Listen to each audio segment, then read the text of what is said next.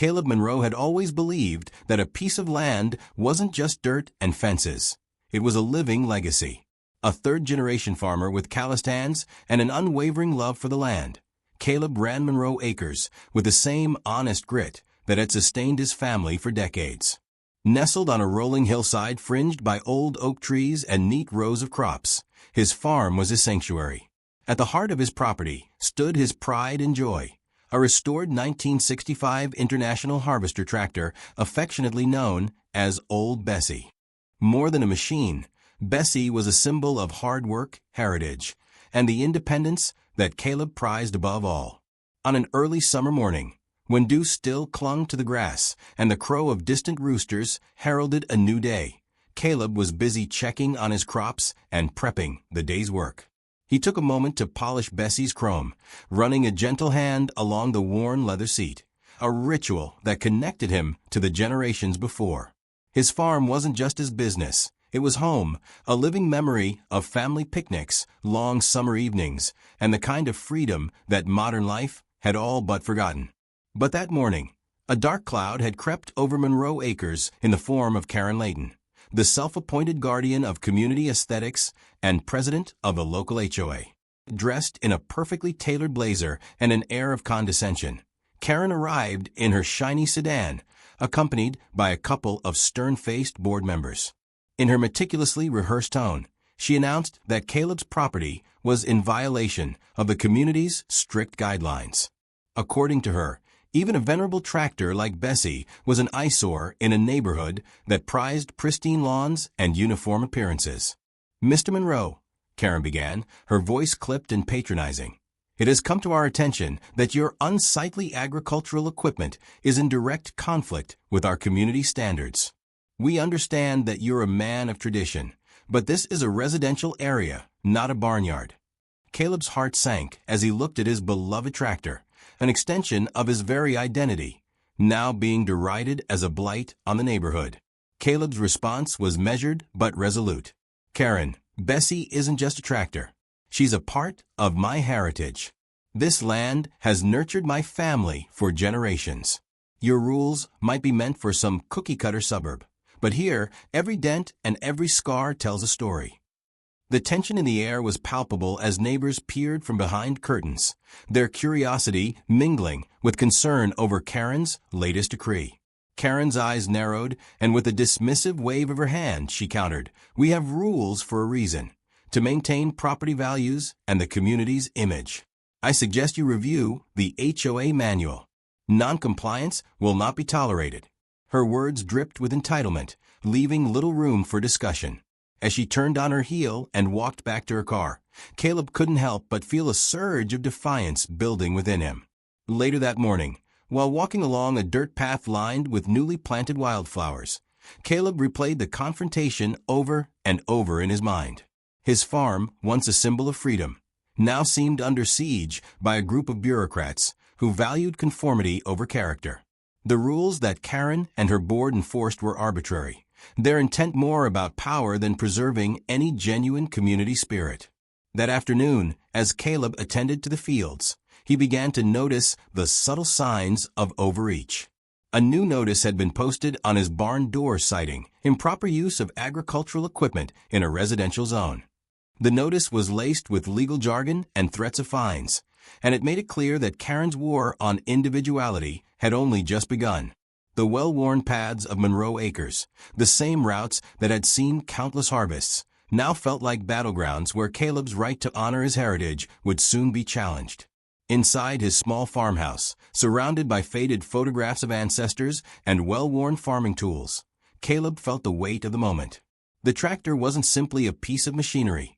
It was the beating heart of his legacy, and he wasn't about to let a self-righteous bureaucrat decide its fate. With determination, he resolved that day to fight back against this encroachment. He would gather evidence, rally the support of his neighbors, and stand up for what Monroe Acres truly represented. The first confrontation had ignited a spark that promised to grow into a roaring blaze. In that quiet moment of resolve, as the sun dipped low over the fields and cast long shadows across the land, Caleb Monroe vowed that his home, his history, and his trusty tractor would never be sacrificed on the altar of HOA conformity. And so, with a whispering wind carrying the promise of rebellion, the battle between heritage and hyperbole had officially begun. The following morning, as Caleb was busy repairing a worn section of the farmhouse fence, he found an envelope tacked to his front door. The envelope, crisp and official in appearance, bore the HOA's insignia and an ominous fine of $750. According to the notice, his improper use of agricultural equipment was a violation of the community's aesthetic regulations. The letter's formal tone left no room for debate. Compliance was expected, or further legal action would follow. Outside on the pristine manicured sidewalk that framed Monroe Acres, Kerren waited like a sentinel. Her posture was impeccable, her expression set in a mask of superiority. "Good morning, Mr. Monroe," she said coolly, as though reciting a well-practiced script. "I trust you received our notice regarding your property. It appears that your use of Bessie has upset the balance of our community standards." Caleb's face hardened. "I received it, Kerren. But let me remind you, I operate within my legal rights. Bessie is essential to my work here, and she's as much a part of this land as the soil itself." His words carried the conviction of a man who had spent a lifetime nurturing his roots.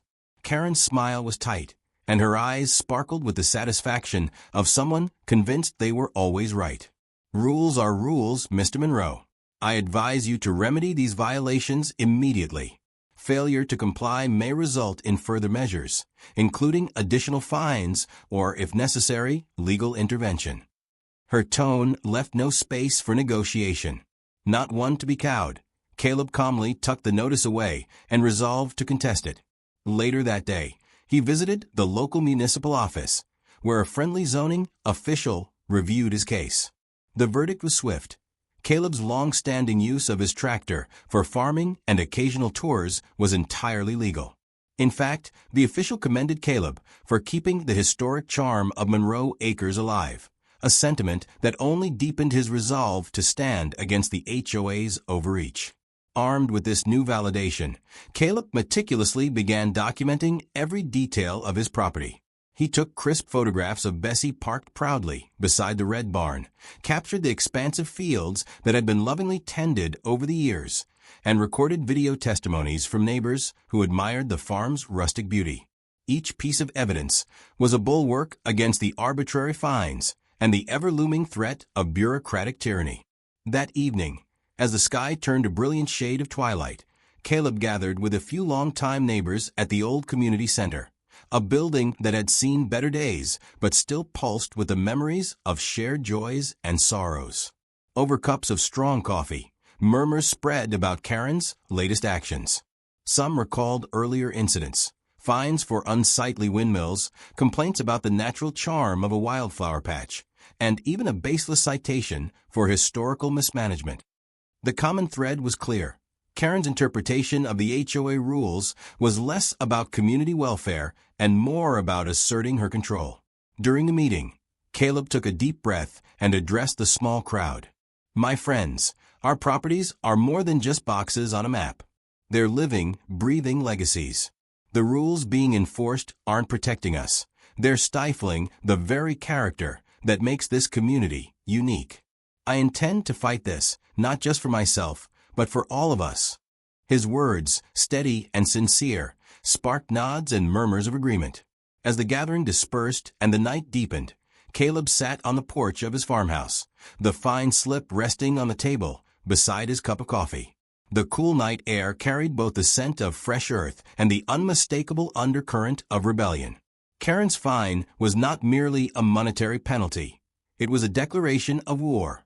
And Caleb Monroe, rooted as firmly as the ancient oaks on his land, was ready to respond in kind. In the days that followed, Kerren's tactics became increasingly aggressive. The initial fine was merely the opening salvo in a campaign designed to make an example out of Caleb, and by extension, every homeowner daring to embrace the natural charm of their property. Anonymous violation notices began to appear on doorsteps throughout the community, each more ludicrous than the last. One notice cited a deficiency in rustic appeal, while another accused a resident of unauthorized agrarian aesthetics. Caleb watched these developments with mounting disbelief. It wasn't long before whispers began circulating among the neighbors. Behind Kerren's polished smile lurked an agenda steeped in power, control, and personal gain. Determined to get to the bottom of the matter, Caleb started digging into the HOA's inner workings. Late one night, after the household had quieted and the crickets began their nightly symphony, he pored over public records, meeting minutes, and financial ledgers from the association. What he discovered was damning.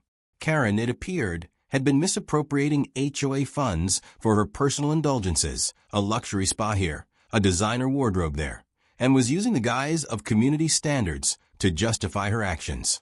Even more troubling was the revelation that several board members had begun to question her judgment in hushed conversations, though fear and intimidation kept most from speaking out openly. Emboldened by these findings, Caleb began documenting everything. He installed discrete cameras at key vantage points around his property, ensuring that every encounter, every instance of overreach was recorded. His smartphone buzzed late into the night as he transcribed snippets of conversation overheard at HOA meetings. They're not interested in protecting the community. They're interested in maintaining a stranglehold on power, one trembling board member confided during a private conversation. Each revelation added fuel to Caleb's determination. At the next scheduled HOA meeting, a stifling affair held in a drab community hall with harsh fluorescent lighting, Caleb arrived armed not only with evidence, but with a resolve forged in years of honest labor. Clutching a thick folder filled with printed emails, photos, and video clips, he stood before the assembly of skeptical homeowners and indifferent board members. "What we're witnessing isn't the enforcement of community standards," he declared, his voice echoing off the plain walls. "It's the exercise of power by those who have forgotten that our properties, our lives, and our traditions are worth protecting." The room fell into an uneasy hush, even as Kerren attempted to dismiss his evidence as selective interpretation. Murmurs of agreement rippled through the crowd. One by one, homeowners recounted their own grievances: fines for unapproved garden ornaments, warnings over harmless outdoor art, and even a baseless citation against a neighbor's cherished scarecrow. The tide was slowly turning against Kerren's authoritarian rule. Yet, Kerren was not one to concede defeat easily.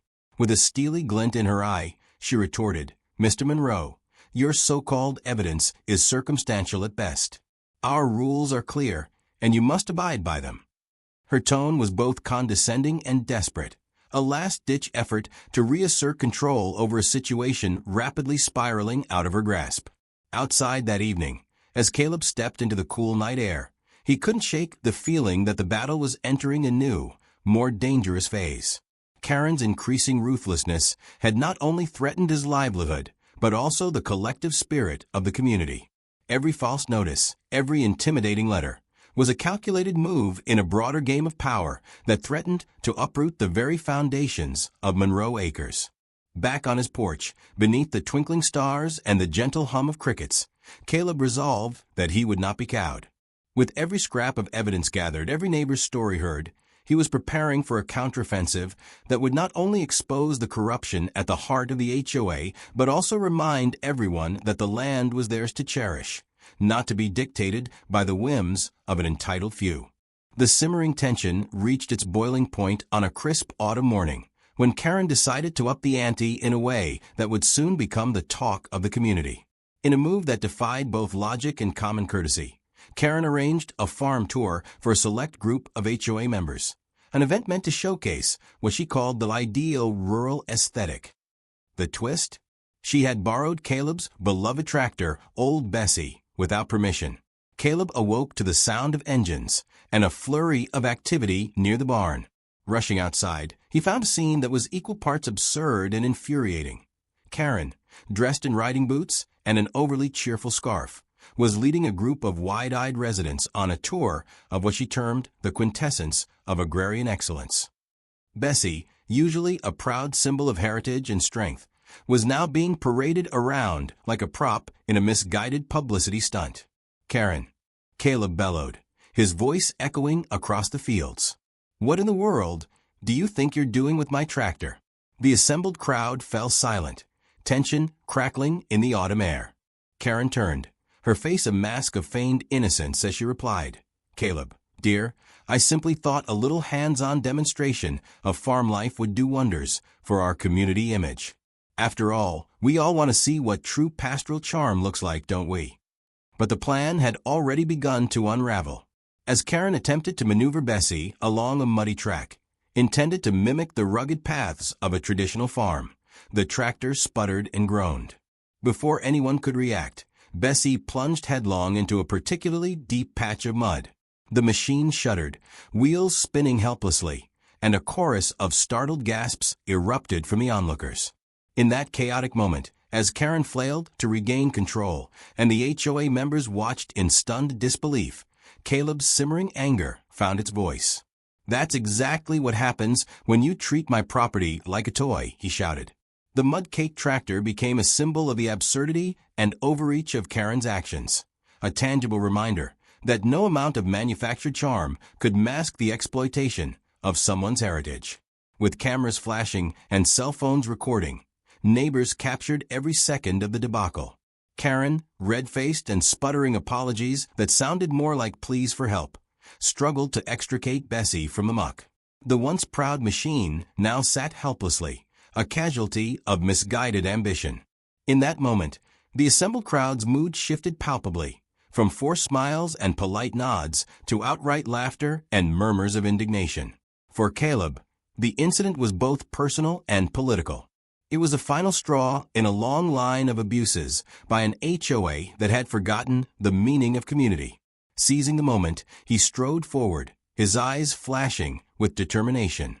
"Today, you see not the beauty of farm life, but the recklessness of entitlement," he declared, addressing the crowd.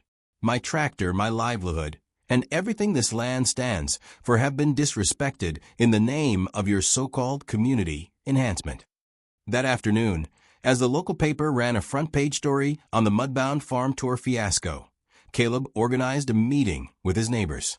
In a cramped community hall filled with impassioned residents, he laid out the evidence, video clips, photographs, and testimonies of Kerren's blatant overstepping. The mood was electric as more and more people shared their own grievances against arbitrary fines, shady rules, and the heavy-handed tactics of the HOA board. The event became a catalyst for change.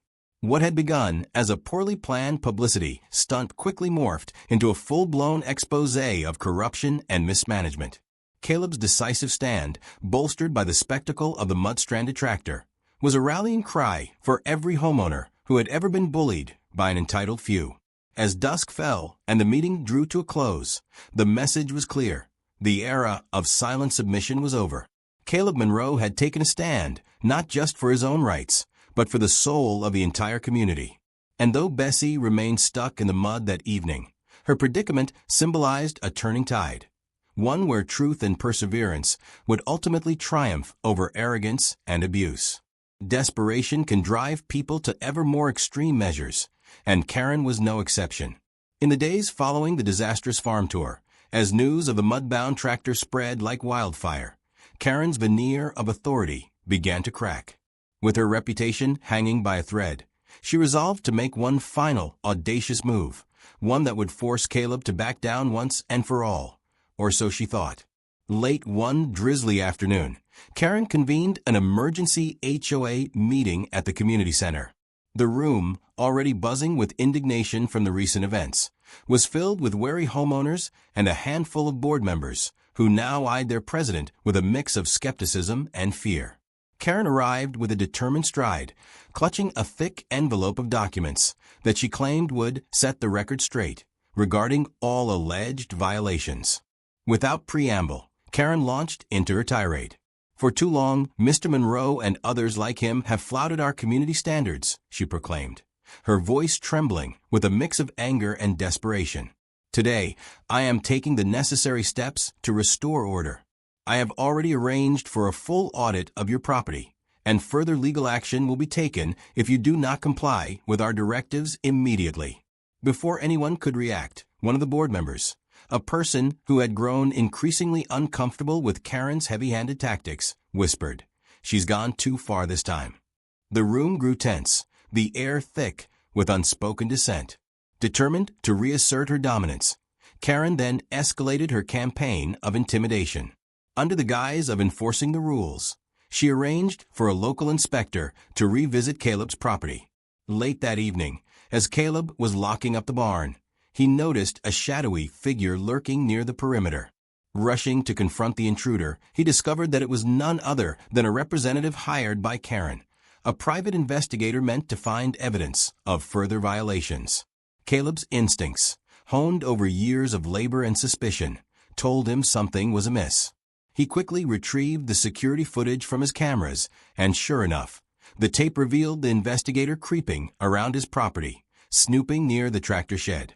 Fueled by indignation, Caleb immediately forwarded the evidence to his attorney and alerted several of his neighbors, many of whom had grown weary of the HOA's relentless harassment.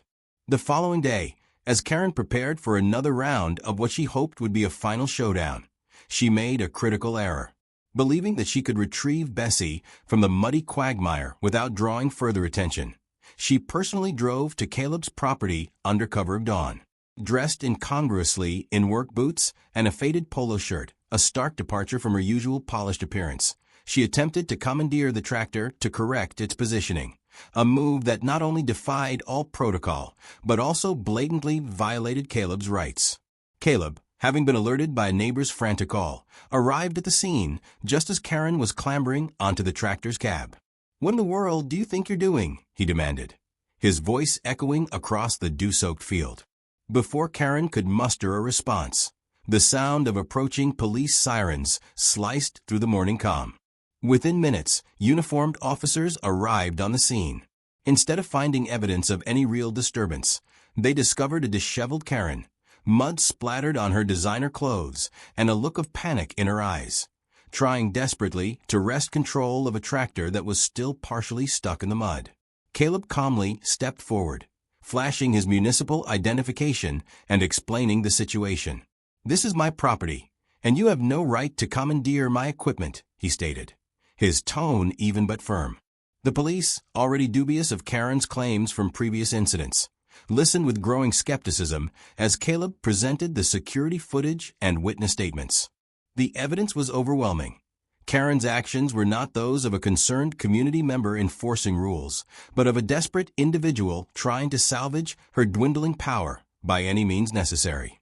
In that charged moment, as Kerren's last-ditch effort unraveled in front of a gathering of both law enforcement and outraged residents, it became clear that her authority was in freefall. The incident was captured on video by multiple bystanders and would soon be shared across social media, further cementing her image as the quintessential overreaching, entitled enforcer who had lost touch with reality. As the officers led Kerren away for further questioning, Caleb stood silently, his expression a mix of relief and resolve.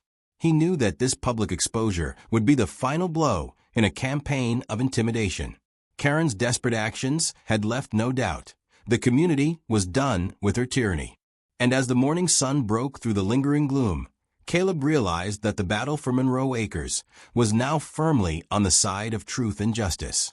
In the wake of the morning's debacle, the ripple effects of Kerren's final, desperate move spread rapidly throughout the community.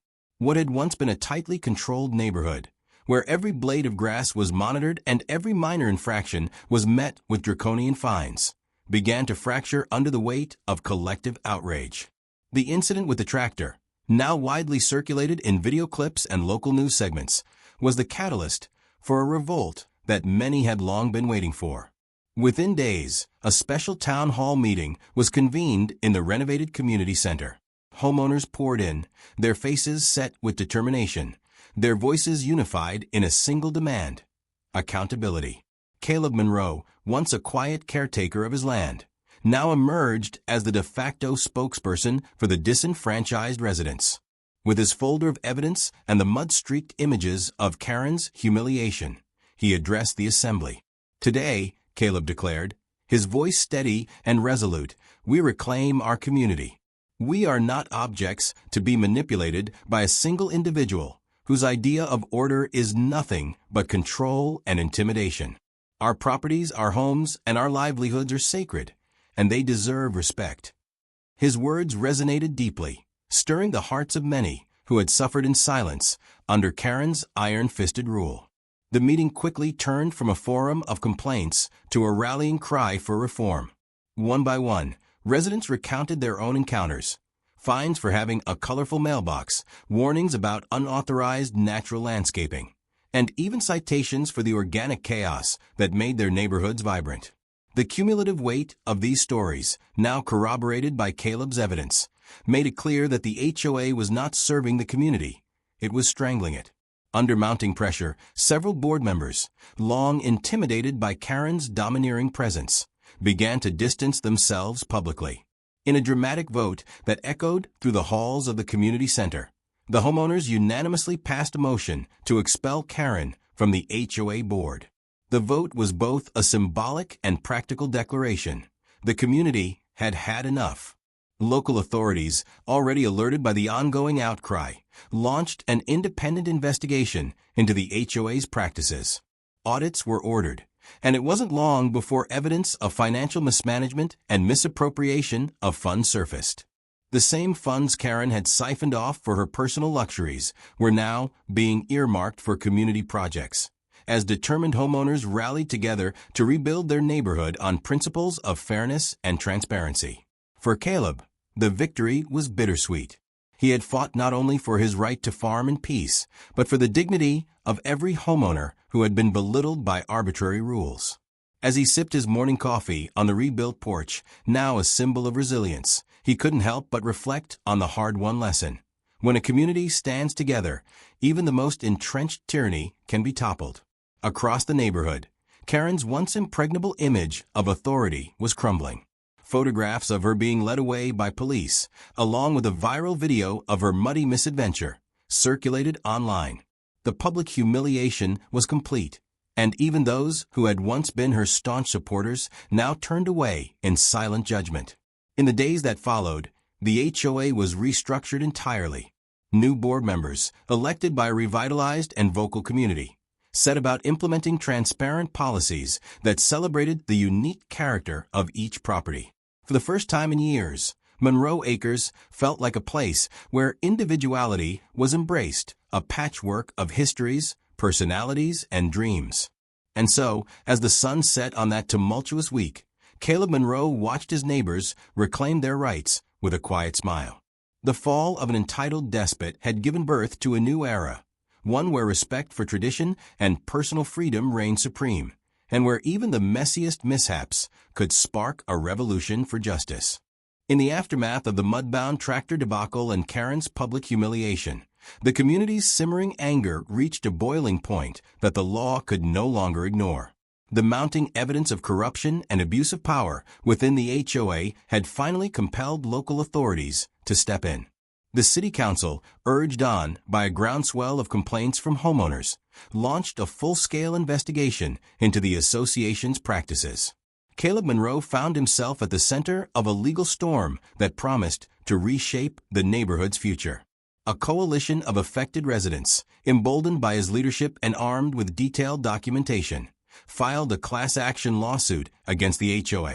The suit accused the board of imposing arbitrary fines, misusing funds, and engaging in a pattern of intimidation that had, over time, eroded the community's trust. At the preliminary hearings, the courtroom buzzed with a mix of tension and hope. Homeowners took the stand one by one, recounting incidents ranging from ludicrous fines for improper aesthetics to intrusive inspections that violated their privacy. The evidence, which included Caleb's meticulously gathered video footage, photographs, and signed affidavits from neighbors, painted a damning portrait of an organization more interested in exerting control than fostering community spirit. The judge presiding over the case was clear and uncompromising. This court will not tolerate the abuse of power and the blatant misappropriation of funds, she declared, her words resonating with everyone present. Within weeks, the court ruled in favor of the homeowners. The HOA was slapped with a hefty fine, and its financial records were ordered to be audited under strict supervision. Several board members implicated by the evidence faced legal charges for their roles in the fraudulent practices. For Caleb, The ruling was not merely a legal victory. It was a vindication of everything he and his neighbors had fought for. He had always believed that a community should stand as a testament to its members' individuality and heritage, not be reduced to a sterile tableau governed by arbitrary rules. Now, with the legal system affirming his stance, the balance of power was finally shifting away from Kerren's tyrannical regime.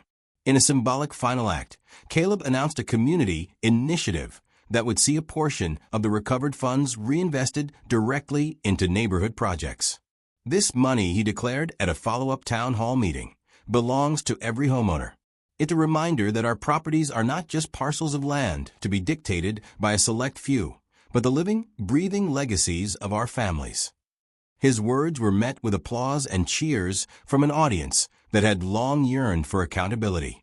The fallout for Kerren and her cohorts was swift. Not only was the HOA forced to dissolve and reorganize under new, transparent leadership, but several former board members found themselves facing civil and even criminal penalties. Public opinion, once subdued by fear and intimidation, now rallied in favor of reform. The scandal dominated local news cycles, and for a brief moment, the entire county became a case study in what happens when an overzealous regulatory body is held accountable. As the legal dust began to settle, Caleb's final power move emerged as a beacon of hope for the community. In a gesture that underscored his commitment to fairness and renewal, he led a symbolic cleansing event at Monroe Acres. Neighbors gathered to plant new trees and restore communal spaces that had suffered under years of neglect and authoritarian rule. The event was both a celebration of newfound freedom and a promise that the community would never again be subjugated by arbitrary power. In court filings and public statements alike, the narrative was clear. The HOA's era of corruption had come to an end. With stringent checks now in place, the homeowners of Monroe Acres could finally look forward to a future where their voices mattered, their heritage was respected, and the scars of past abuses would slowly heal under the light of justice and unity. The courtroom victory was only the beginning of the unraveling for Kerren Layton. As the legal hammer fell on the corrupt HOA, the tide turned decisively against her, and soon her personal life began to mirror the chaos she had wrought on others. No longer shielded by the veneer of authority, Kerren's mismanagement and blatant abuses were laid bare for all to see. Her once lavish lifestyle, funded by ill-gotten HOA fines, started to crumble as creditors began calling in debts that she could no longer cover. Rumors swirled that her expensive car was repossessed and her upscale condominium, which she had clung to as a symbol of her power, was now the subject of foreclosure notices. Her financial records, scrutinized during the audit, revealed a pattern of lavish spending and misdirected funds that left her unable to sustain even the minimum standard of living she had once boasted about. Public humiliation compounded her financial woes. The viral video of her frantic attempt to commandeer Caleb Monroe's tractor during the infamous farm tour was replayed incessantly on local news channels and social media. In every replay, her frantic, muddy appearance and desperate pleas for control were stark reminders of her failure. Neighbors who once trembled under her dictatorial enforcement now exchanged knowing glances and, in whispered tones, recounted their own grievances about the days when she ruled by fear. As the legal battles drew to a close, even those board members who had once stood by her began distancing themselves, their alliances dissolving in the wake of overwhelming evidence against the HOA's leadership. Isolated and ostracized, Kerren found herself without the support structure she had long taken for granted. Her reputation, once a carefully curated asset, was now a liability. Invitations to community events evaporated, and she became a pariah within the very neighborhood she had once sought to control. The final blow came on an unremarkable Tuesday morning. In a quiet part of town, Caleb was seen taking a leisurely walk by the local market when he spotted Kerren, dressed in a faded blazer, her hair disheveled, and an unmistakable air of defeat, standing outside a modest, nondescript building. It was revealed that she had been forced to accept a job as an assistant property manager for another, far less reputable HOA. As fate would have it, her new position was as ironic as it was humbling. She was now tasked with enforcing rules in a community where she had once been the enforcer, a role that came with none of the power she had previously wielded. Caleb paused, a small, knowing smile tugging at the corners of his mouth. In that moment of silent encounter, the poetic justice was complete. The same woman who had once imposed draconian fines and bullied neighbors now found herself taking orders from those who had once cowered under her dictates. "I hope you like following the rules now," Caleb remarked softly, his tone gentle but laced with the satisfaction of a long overdue reckoning. Kerren's eyes, once so full of haughty assurance, now held a glimmer of remorse and defeat. It was clear that her fall from grace was not just public, it was personal. Her downfall served as a stark reminder that no one, no matter how entitled or powerful they might feel, is immune to accountability. Her journey from the peak of absolute control to the depths of ignominy was complete. In the wake of her personal collapse, the community found itself not only free from the oppressive rule of an overzealous HOA, but also united by the hard-won lesson that respect and fairness must prevail. And while Kerren's name might linger as a cautionary tale, the enduring spirit of Monroe Acres shone brighter than ever, proving that true power lies not in control and coercion, but in unity, integrity, and the steadfast defense of one's heritage. With Kerren's reign of terror consigned to a cautionary tale, life in Monroe Acres began a slow, sweet return to normalcy. The oppressive shadow of the HOA was replaced by a vibrant community spirit, as neighbors rediscovered the beauty of their individuality and heritage. The once tense streets now buzzed with friendly greetings, impromptu barbecues, and laughter that carried over freshly mown lawns. The scandal had brought them together, each resident, once subdued by arbitrary fines and relentless inspections, now eager to contribute to a community where everyone's story mattered. Caleb Monroe, whose steadfast determination had turned the tide against corruption, became an unspoken local hero. His farmhouse, still proudly standing at the heart of the neighborhood, transformed into a symbol of resilience and unity. Every morning, as the sun rose over the rolling fields and the old tractor, now fully restored, gleamed by the barn, Caleb would sit on his porch and watch his neighbors greet the day with renewed hope. It was a quiet celebration of what they had reclaimed, their right to live as they pleased, in a place that honored their past while embracing the future. During a celebratory block party organized in the community center's refurbished courtyard, a playful tradition emerged. In the spirit of the absurdity that had once dominated their lives, a jovial violation notice was crafted and handed around, a tongue-in-cheek reminder of the dark days gone by. As Caleb accepted the notice with a wry smile, one of his friends jokingly read aloud the faux citation for excessive joy and an unauthorized display of community pride. The crowd burst into laughter, each chuckle echoing the hard-won victory over tyranny. Caleb's response, delivered with a twinkle in his eye, was as much a mic drop as it was a rallying cry. They really tried, but in the end, our community's heart was too strong to be fenced in. His words encapsulated the sentiment of the day: justice, achieved not through punishment, but through unity and the reclaiming of dignity. Neighbors clapped, raised their glasses in a toast, and for that fleeting moment, the scars of past abuses seemed to fade beneath the warm glow of collective triumph. As twilight embraced Monroe Acres, the block party wound down into a serene night. The soft murmur of conversations, the distant hum of crickets, and the gentle rustle of leaves became the new soundtrack of a neighborhood that had learned to stand together. In that peaceful aftermath, it was clear that no matter what challenges might arise in the future, the spirit of Monroe Acres would always shine through, a beacon of resilience, humor, and the enduring power of community. Fade to black.